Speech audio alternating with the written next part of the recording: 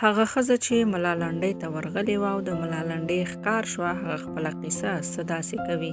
پلار په 15 کلنۍ کې یو د ډېر عمر خوړلي سړي ته په نکاح کړم. د ډېرو سختیو او بدبختیو سره مخ شوم، خو هر څه مې وګالل او په هر څه کې مې قسمت ملامت کړو.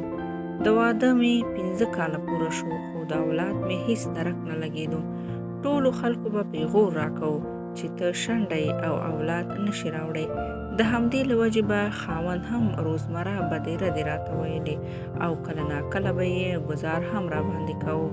بالاخره همسایګانو کې یوې ښځې مشوره راکړه چې دلته یو ملا دی او د هرې ښځې چې اولاد نه کېږي او هغه یې تداوي وکړي نو الله به ورته اولاد ورکوي او ډېر زیات پرهیزګاره ملا دی.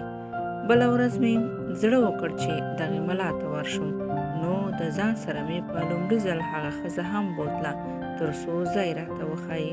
په لومړي ځل ملا لنډۍ یو څو ساختونه راکړل او د ساختونو د استعمال لارښوونه یې راته وکړه.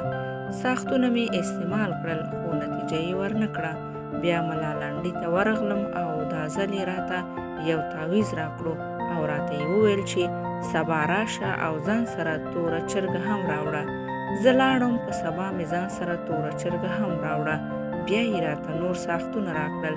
میاشت پوره شوه خو نتیجه یې ورنه کړه. نو بیا راغلم د ملا لنډۍ خواته، ورته مې وویل چې هغه لار څه ده چې حتما کار کوي. نو بیا یې یو بل اتاق ته بوتلم او جنسي تیری یې راسره وکړو.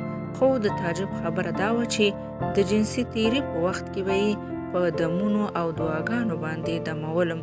نو درنو خویندو، د تعویذونو او ملایانو څخه ځانونه وساتئ.